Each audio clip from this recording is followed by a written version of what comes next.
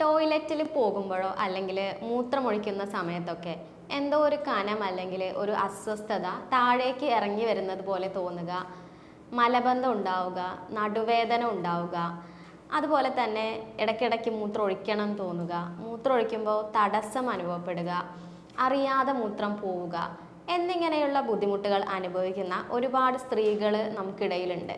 പലരും ഒ പിയിൽ വന്ന് ചോദിക്കാറുണ്ട്, എന്തുകൊണ്ടാണ് ഇങ്ങനെ നമുക്ക് ഒരു കനം അങ്ങനെ ഫീൽ ചെയ്യുന്നത്, എന്താണ് അതിൻ്റെ കാരണം, എന്താണ് അതിൻ്റെ എന്തെങ്കിലും ഒരു അസുഖമാണോ അതോ അല്ലെങ്കിൽ നോർമലായിട്ട് തോന്നുന്നതാണോ, അങ്ങനെ ഒരുപാട് സംശയങ്ങൾ നമ്മളോട് പല സ്ത്രീകളും വന്നിട്ട് ചോദിക്കാറുണ്ട്. അപ്പോൾ ഇതെന്തുകൊണ്ടാണ് ഇങ്ങനെ വരുന്നത്, എന്തൊക്കെയാണ് ഇതിൻ്റെ കാരണങ്ങൾ, എന്തൊക്കെയാണ് ഇതിൻ്റെ ലക്ഷണങ്ങൾ, അതുപോലെ തന്നെ നമുക്കിതിനെ എങ്ങനെ പരിഹരിക്കാൻ സാധിക്കും, ഇതാർക്കൊക്കെ വരും എന്നിങ്ങനെയുള്ള കാര്യങ്ങളൊക്കെയാണ് ഇന്ന് ഈ വീഡിയോയിൽ ഡിസ്കസ് ചെയ്യുന്നത്.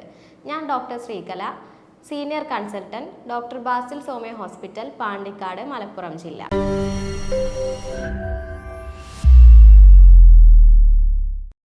വരാനുള്ള പ്രത്യേകിച്ചും സ്ത്രീകളിൽ ഇങ്ങനെ വരാനുള്ള ഒരു പ്രധാനപ്പെട്ട കാരണം എന്ന് പറയുന്നത് ഗർഭാശയം താഴേക്ക് ഇറങ്ങി വരുന്നതാണ്.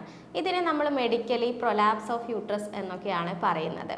അപ്പോൾ എന്തുകൊണ്ടാണ് ഇങ്ങനെ ഗർഭാശയം താഴേക്ക് ഇറങ്ങി വരുന്നത്? ഇത് പ്രധാനമായും ഇപ്പം അടുത്ത് ഡെലിവറി കഴിഞ്ഞ, പ്രത്യേകിച്ച് ഒരു നോർമൽ ഡെലിവറി ഒക്കെ കഴിഞ്ഞ സ്ത്രീകളിലോ അല്ലെങ്കിൽ ആർത്തവ വിരാമ മെനോപോസ് ഒക്കെ കഴിഞ്ഞ സ്ത്രീകളിലോ ആണ് കൂടുതലായിട്ട് കണ്ടുവരുന്നത്. എന്നാലും ഏത് പ്രായക്കാരിലും ഇത് കണ്ടുവരുന്നുണ്ട്. അപ്പോൾ നമ്മുടെ ഗർഭാശയം അല്ലെങ്കിൽ യൂട്രസ് എന്ന് പറയുന്നത് നമ്മുടെ പെൽവിക് ക്യാവിറ്റിയിൽ അല്ലെങ്കിൽ രണ്ട് ഇടുപ്പെല്ലുകൾക്ക് ഇടയിലാണ് സ്ഥിതി ചെയ്യുന്നത്. ഇതിൻ്റെ മുൻവശത്തായിട്ട് നമ്മുടെ മൂത്രസഞ്ചി അല്ലെങ്കിൽ യൂറിനറി ബ്ലാഡർ ഉണ്ട്. തൊട്ട് ബാക്കിലായിട്ട് നമ്മുടെ വൻകുടലിൻ്റെ അഗ്രഭാഗമായിട്ടുള്ള മലാശയം അല്ലെങ്കിൽ റെക്റ്റം സ്ഥിതി ചെയ്യുന്നുണ്ട്. അപ്പോൾ ഇത് മൂന്നുമാണ് നമ്മുടെ ആ ഒരു പെൽവിക് ക്യാവിറ്റിയിൽ മെയിനായിട്ടുള്ള അവയവങ്ങൾ എന്ന് പറയുന്നത്. അപ്പോൾ നമ്മുടെ ആ ഒരു യൂട്രസ്, ആ ഒരു ഗർഭാശയത്തിനെ അവിടെ അങ്ങനെ ആ ഒരു പൊസിഷനിൽ നിർത്തുന്നത്, അതിനെ സപ്പോർട്ട് ചെയ്യുന്നത് അവിടെയുള്ള കുറച്ച് മസിൽസ് ആണ്. പെൽവിക് ഫ്ലോർ മസിൽസ് എന്നാണ് അതിനെ പറയുന്നത്. ലിവേറ്റർ ഏനെ പോലെയുള്ള മസിൽസ് ഒക്കെയാണ് അവിടെ ആ ഒരു യൂട്രസിനെ നമ്മളെ സപ്പോർട്ട് ചെയ്ത് നിർത്തുന്നത്. അതുകൂടാതെ കുറച്ച് ലിഗമെന്റ്സും അതിനെ സപ്പോർട്ട് ചെയ്യാനുണ്ട്. അപ്പം ഇതിൻ്റെ പ്രധാനപ്പെട്ട കാരണങ്ങൾ ഒന്നാമത് എന്ന് പറയുന്നത് ഞാൻ നേരത്തെ പറഞ്ഞതുപോലെ ഇപ്പം ഡെലിവറി കഴിഞ്ഞ സ്ത്രീകളിലൊക്കെയാണ് ഇങ്ങനെ ഗർഭാശയം ഇറങ്ങി വരാനുള്ള സാധ്യത കൂടുതലായിട്ട് കണ്ടുവരുന്നത്. പ്രത്യേകിച്ചും അതൊരു കോംപ്ലിക്കേറ്റഡ് ആയിട്ടുള്ള പ്രസവമൊക്കെ ആണ് എന്നുണ്ടെങ്കിൽ, അതായത് ഒരു പ്രൊലോങ്ഡ് ലേബർ, കുറേ സമയം എടുത്തിട്ട് ഉള്ള പ്രസവമാണ്, അല്ലെങ്കിൽ കുട്ടി വലിയ കുട്ടിയാണ് എന്നുണ്ടെങ്കിലോ അങ്ങനെ എന്തെങ്കിലും ഒരു കോംപ്ലിക്കേഷൻസ് വന്നിട്ടുള്ള ഒരു പ്രസവമാണ് എന്നുണ്ടെങ്കിൽ ഇങ്ങനെ വരാനുള്ള സാധ്യത കുറച്ചുകൂടെ കൂടുതലാണ്. എന്നാൽ നോർമൽ ഡെലിവറിയിൽ മാത്രമല്ല, സിസേറിയൻ സെക്ഷനിലും ഇങ്ങനെ സംഭവിക്കാനുള്ള സാധ്യതകളുണ്ട്. പിന്നെ മറ്റൊരു കാരണം എന്ന് പറയുന്നത് ആർത്തവ വിരാമം അല്ലെങ്കിൽ മെനോപോസ് കഴിഞ്ഞ സ്ത്രീകളിൽ അവർക്ക് ഈസ്ട്രജൻ്റെ ഡെഫിഷ്യൻസി, ഈസ്ട്രജൻ എന്ന് പറഞ്ഞ ഹോർമോൺ കുറയാൻ കാരണമാകും ഈ മെനോപോസിന് ശേഷം. അപ്പോൾ ഈസ്ട്രജൻ ആണ് നമ്മുടെ മസിൽസിന് ഇൻറ്റഗ്രിറ്റി കൊടുക്കുന്നതും ടോൺ കൊടുക്കുന്നതും നമ്മുടെ മസിൽസിന് ഒരു ബലം കൊടുക്കുന്നത് ഈ ഈസ്ട്രജൻ പറഞ്ഞ ആ ഒരു ഹോർമോണാണ്. അപ്പോൾ ഈ ഈസ്ട്രജൻ കുറയുന്ന സമയത്ത് എന്താണ് സംഭവിക്കുക എന്ന് വെച്ചാൽ അവിടെയുള്ള മസിൽസിന് ബലക്ഷയം സംഭവിക്കുകയും അങ്ങനെ നമ്മുടെ ഗർഭാശയം ഇറങ്ങി വരാനുള്ള സാധ്യത കൂടുതലായിട്ട് കണ്ടുവരുന്നുണ്ട്. മറ്റൊരു കാരണം എന്ന് പറയുന്നത് അമിതവണ്ണം അല്ലെങ്കിൽ ഒബീസിറ്റിയാണ്. അതുകൂടാതെ നമ്മുടെ സെർവിക്സ് അല്ലെങ്കിൽ നമ്മുടെ യോനിയിലൊക്കെ ഉണ്ടാകുന്ന മുഴകൾ, ഗർഭാശയത്തിലൊക്കെ ഉണ്ടാകുന്ന മുഴകളൊക്കെ ഇതിൻ്റെ മറ്റൊരു കാരണമാണ്. കൂടാതെ ന്യൂറോളജിക്കലായിട്ടുള്ള കണ്ടീഷൻസ്, അതായത് നമ്മുടെ നട്ടെല്ലിനൊക്കെ എന്തെങ്കിലും പ്രശ്നങ്ങളൊക്കെ സംഭവിച്ചാലും ഇങ്ങനെ വരാനുള്ള സാധ്യതയുണ്ട്. കൂടാതെ ചില ആളുകൾക്കാണ് എന്നുണ്ടെങ്കിൽ ജന്മന അവർക്ക് ജനിക്കുമ്പോൾ ഇൻബോണായി തന്നെ ബൈ ബർത്തായിട്ട് തന്നെ ഇങ്ങനെയുള്ള ബുദ്ധിമുട്ടുകൾ ഉണ്ടാവാൻ സാധ്യതയുണ്ട്. ഹെർണിയൊക്കെ ഉള്ളവരിലും ചിലപ്പോൾ ഇങ്ങനെ കാണാനുള്ള സാധ്യത കൂടുതലാണ്. അപ്പോൾ ഞാൻ പറഞ്ഞു, നമ്മുടെ പെൽവിക് ഫ്ലോർ മസിൽസിൻ്റെയും ഒക്കെ വീക്ക്നെസ് കൊണ്ടാണ്, ബലക്ഷയം കൊണ്ടാണ് ഇങ്ങനെ സംഭവിക്കുന്നത്. അപ്പോൾ ഗർഭാശയം മാത്രമൊന്നുമല്ല, നമ്മുടെ മൂത്രസഞ്ചിയും ഇറങ്ങി വരാനുള്ള സാധ്യത ഉണ്ട്. അതുപോലെ തന്നെ നമ്മുടെ മലാശയം ഇറങ്ങി വരാനുള്ള സാധ്യത ഉണ്ട്. റെക്ടോസീൽ എന്നാണ് നമ്മൾ അതിനെ പറയുന്നത്. അപ്പോൾ എന്തൊക്കെയാണ് ഇതിൻ്റെ പ്രധാനപ്പെട്ട ലക്ഷണങ്ങൾ എന്ന് നമുക്ക് നോക്കാം. പ്രധാനമായും നമുക്ക് ഒ പിയിലൊക്കെ വരുമ്പം സ്ത്രീകൾ പറയുന്ന ഒരു കാര്യം എന്താണെന്ന് വെച്ചാൽ അവർക്ക് നമ്മൾ മൂത്രം ഒഴിക്കാൻ പോകുന്ന സമയത്തോ അല്ലെങ്കിൽ ടോയ്ലറ്റിലൊക്കെ പോകുന്ന സമയത്ത് എന്തോ ഒരു കനം അല്ലെങ്കിൽ എന്തോ ഒരു അസ്വസ്ഥത താഴേക്ക് ഇങ്ങനെ ഇറങ്ങി വരുന്നത് പോലെ അവർക്ക് അനുഭവപ്പെടാറുണ്ട്. ചില ആളുകൾക്ക് നമ്മൾ കൂടുതൽ ചോദിച്ച് അന്വേഷിക്കുമ്പോഴായിരിക്കും മനസ്സിലാകുന്നത് അവർക്ക് യൂറിനേഷൻ അല്ലെങ്കിൽ മൂത്രം ഒഴിക്കുന്ന സമയത്ത് എന്തോ ഒരു മാസ്, എന്തോ ഒരു തടിപ്പ് പുറത്തേക്ക് വരുന്നുണ്ട് നമ്മുടെ യോനിയിലൂടെ.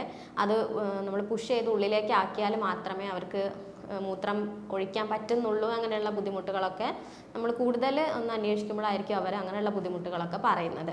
അതുകൂടാതെ മറ്റൊരു പ്രശ്നം എന്ന് പറയുന്നത് ഇവർക്ക് ഇങ്ങനെ ഇടയ്ക്കിടയ്ക്ക് മൂത്രം ഒഴിക്കണം എന്നുള്ള ഒരു ടെൻഡൻസി ഉണ്ടാവുക. മൂത്രം ഒഴിക്കുമ്പോൾ അത് തടസ്സപ്പെട്ട് പോവുക. ചില ആളുകൾക്ക് അറിയാതെ മൂത്രം പോവാം, ചിലപ്പോൾ ചുമയ്ക്കുമ്പോഴോ തുമ്മുമ്പോഴോ ഒക്കെ അറിയാതെ മൂത്രം പോകാനുള്ള ടെൻഡൻസി ഒക്കെ കണ്ടുവരാറുണ്ട്. ഇനി കുടലിറക്കം ഉണ്ടെങ്കിൽ, നമ്മൾ നേരത്തെ പറഞ്ഞ പോലെ മലാശയം കൂടി അതിൻ്റെ കൂടെ ഇറങ്ങി വരുന്നുണ്ടെങ്കിൽ മലബന്ധം ഉണ്ടാവാനുള്ള സാധ്യത ഉണ്ട്. അപ്പോൾ ഇതൊക്കെയാണ് ഇതിൻ്റെ പ്രധാനപ്പെട്ട ലക്ഷണങ്ങൾ എന്ന് പറയുന്നത്. പിന്നെ ഇതിങ്ങനെ താഴ്ന്ന് വന്ന് അവിടെ ഒരു ഒബ്സ്ട്രക്ഷൻ ഉണ്ടാക്കുന്നത് കൊണ്ട്, ഒരു തടസ്സം ഉണ്ടാക്കുന്നത് കൊണ്ട് ചിലപ്പോൾ അവിടെ രക്തക്കുഴലുകൾക്ക് ഒരു തടസ്സം വന്ന് അവിടെ വ്രണങ്ങൾ ഉണ്ടാവാനും അതുപോലെ ബ്ലീഡിങ് ഉണ്ടാവാനും വേറെ ഡിസ്ചാർജസ് ഒക്കെ വരാനൊക്കെ കാരണമാകുന്നുണ്ട്.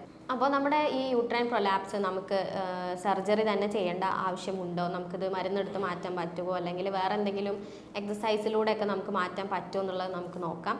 ഇതിന് പ്രധാനമായും 4 സ്റ്റേജുകളാണ് പറയുന്നത്. ഇപ്പോൾ ഫസ്റ്റ് സ്റ്റേജ് എന്ന് പറഞ്ഞാൽ നമ്മുടെ ഗർഭാശയം ഇറങ്ങി വരും, പക്ഷെ അത് യോനിനാളത്തിൻ്റെ തൊട്ട് മുകളിൽ മാത്രമേ അത് ഇറങ്ങി വന്നിട്ടുണ്ടാവുകയുള്ളൂ. എന്നാൽ സെക്കൻഡ് സ്റ്റേജിൽ എത്തുമ്പോഴേക്കും അത് നമ്മുടെ വജൈനയ്ക്കൊപ്പം അല്ലെങ്കിൽ യോനിക്കൊപ്പം നമ്മുടെ ഗർഭാശയം വന്ന് നിൽക്കുന്നുണ്ടായിരിക്കും. എന്നാൽ തേർഡ് സ്റ്റേജ് എന്ന് പറയുന്നത് ഈ ഗർഭാശയം വജൈനയ്ക്ക് പുറത്ത്, നമ്മുടെ യോനിക്ക് പുറത്തേക്ക് വന്നിട്ടുണ്ടായിരിക്കും. 4ാമത്തെ സ്റ്റേജ് എന്ന് പറയുന്നത് ഈ ഗർഭാശയം മുഴുവനായും നമ്മുടെ വജൈനയ്ക്ക് അല്ലെങ്കിൽ യോനിക്ക് പുറത്തേക്ക് വന്നിട്ടുണ്ടായിരിക്കും. അപ്പോൾ ഈ ഫസ്റ്റ് സെക്കൻഡ് സ്റ്റേജ് എന്ന് പറയുന്നത് നമുക്ക് എക്സസൈസിലൂടെയൊക്കെ കംപ്ലീറ്റ് ആയിട്ട് മാറ്റാൻ പറ്റുന്ന ഒരു സ്റ്റേജാണ്. എന്നാൽ തേർഡ് സ്റ്റേജ് എത്തുമ്പോഴത്തേക്കിനും നമുക്ക് ട്രീറ്റ്മെൻറ്റും എടുക്കേണ്ടി വരും, എക്സസൈസും ചെയ്യേണ്ടി വരും, രണ്ടും നിങ്ങൾ ചൂസ് ചെയ്യേണ്ടി വരും. എന്നാൽ ഫോർത്ത് സ്റ്റേജ് എന്ന് പറയുന്നത് കംപ്ലീറ്റ് ആയിട്ടും സർജിക്കൽ ആയിട്ടുള്ള സ്റ്റേജാണ്. അത് നമുക്ക് എക്സസൈസിലൂടെ ഒന്നും ഒരിക്കലും കംപ്ലീറ്റ് ആയിട്ട് മാറ്റാൻ പറ്റില്ല, സർജറി തന്നെ ചെയ്യേണ്ടി വരും. അപ്പം നമുക്ക് ഈ ഫസ്റ്റ് സെക്കൻഡ് സ്റ്റേജിലൊക്കെയാണ് നിങ്ങൾക്ക് ഉള്ളതെന്നുണ്ടെങ്കിലും തേർഡ് സ്റ്റേജിലൊക്കെയാണ് എന്നുണ്ടെങ്കിലും നിങ്ങൾക്ക് ചെയ്യാൻ പറ്റുന്ന ഒരു എക്സസൈസ് ആണ് ഞാൻ പറയുന്നത്. അതിന് നമ്മൾ പെൽവിക് ഫ്ലോർ എക്സസൈസ് അല്ലെങ്കിൽ കീഗൽ എക്സസൈസ് എന്നുള്ളതാണ് പറയുന്നത്.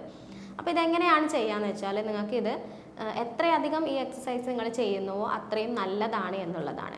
അതുകൂടാതെ നിങ്ങളിപ്പം ഡെലിവറി കഴിഞ്ഞിരിക്കുന്ന ഒരു ആളുകൾക്കാണ് എന്നുണ്ടെങ്കിൽ ഇത് ചെയ്യുന്നത് വളരെ നല്ലതാണ്. നിങ്ങൾക്ക് ഇങ്ങനെ ഗർഭാശയം ഇറങ്ങി വരുന്നതിനെ പ്രതിരോധിക്കാനും അത്തരത്തിലുള്ള ബുദ്ധിമുട്ടുകൾ ഒഴിവാക്കാനും ഈ എക്സസൈസ് ചെയ്യുന്നതിലൂടെ നിങ്ങൾക്ക് സാധിക്കും.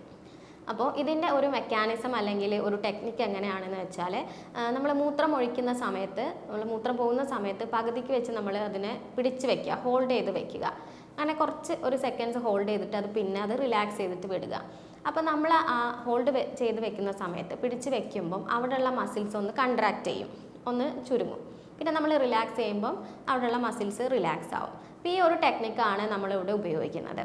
അതായത് നിങ്ങൾക്ക് ഈ ഒരു എക്സസൈസ് എപ്പോൾ വേണമെങ്കിലും ചെയ്യാം. അങ്ങനെ ഒരു ടൈം അല്ലെങ്കിൽ അങ്ങനെ ഒരു പൊസിഷൻ അങ്ങനെയൊന്നുമില്ല. നിങ്ങൾക്ക് ഇരുന്നിട്ട് ചെയ്യാം, കിടന്നിട്ട് ചെയ്യാം, അല്ലെങ്കിൽ ഇപ്പോൾ നിങ്ങൾ ആരെങ്കിലും കോൾ ചെയ്യുകയാണ്, ഫോണിൽ വിളിച്ചുകൊണ്ടിരിക്കുകയാണ്, ആ സമയത്തൊക്കെ നിങ്ങൾക്ക് ഈ എക്സസൈസ് ചെയ്യാവുന്നതാണ്. അപ്പോൾ ഈ ഒരു എക്സസൈസ് നിങ്ങളുടെ പെൽവിക് ഫ്ലോർ മസിൽസിനെ ബലപ്പെടുത്താനും അതുവഴി ഈ ഒരു പ്രൊലാപ്സ് ഗർഭാശയം ഇറങ്ങിയൊക്കെ വരുന്നതിനെ പ്രതിരോധിക്കാനും സഹായിക്കുന്ന ഒരു എക്സസൈസാണ്. അപ്പോൾ ഇതിൽ നിങ്ങൾ ഫസ്റ്റ് ചെയ്യേണ്ടത്, ആദ്യം നിങ്ങളൊരു കംഫർട്ടബിൾ ആയിട്ടുള്ള ഒരു പൊസിഷനിൽ ഇരിക്കുക. അത് നിങ്ങൾക്ക് കിടന്നിട്ടാവാം, ഇരുന്നിട്ടാവാം, നിങ്ങൾക്ക് ഏതാണോ കംഫർട്ടബിൾ ആ ഒരു പൊസിഷനിൽ ഇരിക്കുക. അതിനുശേഷം ഒരു ഡീപ്പ് ബ്രത്ത് എടുക്കുക, ഉള്ളിലേക്കൊരു ദീർഘശ്വാസം എടുക്കുക. അതിനുശേഷം നിങ്ങളുടെ അടിവയറിൻ്റെ ഭാഗം ഉള്ളിലേക്ക് ടൈറ്റ് ചെയ്തിട്ട് പിടിക്കുക. ഞാൻ നേരത്തെ പറഞ്ഞതുപോലെ മൂത്രം ഒഴിക്കുമ്പോൾ നമ്മൾ പകുതിക്ക് വെച്ച് എങ്ങനെയാണ് പിടിച്ചു നിർത്തുന്നത്, അതുപോലെ അടിവയറിലെ മസിൽസ് എല്ലാം ഉള്ളിലേക്ക് ഇങ്ങനെ ടൈറ്റ് ചെയ്തിട്ട് പിടിക്കുക. ഇങ്ങനെ നിങ്ങൾ ഒരു 8 to 10 സെക്കൻഡ് ഉള്ളിൽ നിങ്ങൾ കൗണ്ട് ചെയ്താൽ മതി. 1 മുതൽ 8 വരെ അല്ലെങ്കിൽ 1 മുതൽ 10 വരെ നിങ്ങൾ ഉള്ളിൽ എണ്ണുക. അങ്ങനെ ഒരു 10 സെക്കൻഡ് നിങ്ങൾ ഉള്ളിലേക്ക് ടൈറ്റ് ചെയ്ത് പിടിക്കുക. എന്നിട്ട് അതിനെ റിലാക്സ് ചെയ്തിട്ട് വിടുക. ഇത് നിങ്ങളൊരു 8 പ്രാവശ്യം ചെയ്യുക. ഇത് നിങ്ങൾക്ക് രാവിലെ 8 പ്രാവശ്യം ചെയ്യുക, ഉച്ചയ്ക്ക് 8 പ്രാവശ്യം ചെയ്യുക, രാത്രിയും 8 പ്രാവശ്യം ചെയ്യുക. ഫസ്റ്റ് തുടങ്ങുമ്പോൾ നിങ്ങൾ 8 പ്രാവശ്യം ചെയ്യുക. പിന്നെ അതിൻ്റെ എണ്ണം കൂട്ടി കൊണ്ടുവരിക. പിന്നെ 10 ആക്കാം, പിന്നെ 15, 20 അങ്ങനെ അതിൻ്റെ എണ്ണം കൂട്ടി കൊണ്ടുവരിക ആണ് വേണ്ടത്. അപ്പോൾ ഇത് നിങ്ങൾ കണ്ടിന്യൂസ് ആയിട്ട് ഒരു മാസം അങ്ങനെയൊക്കെ നിങ്ങൾ ചെയ്യുകയാണെന്നുണ്ടെങ്കിൽ നിങ്ങളുടെ പെൽവിക് ഫ്ലോറിലുള്ള മസിൽസിനെ ബലം കൊടുക്കാൻ വേണ്ടിയിട്ടും ഇത്തരത്തിലുള്ള യൂട്രൈൻ പ്രൊലാപ്സ് പോലുള്ള ബുദ്ധിമുട്ടുകൾ അതുപോലെ തന്നെ മറ്റുള്ള ബുദ്ധിമുട്ടുകളൊക്കെ നിങ്ങൾക്ക് കുറയ്ക്കാനും അതിനെ കംപ്ലീറ്റ് ആയിട്ട് തന്നെ മാറ്റാനും നിങ്ങൾക്ക് സാധിക്കും.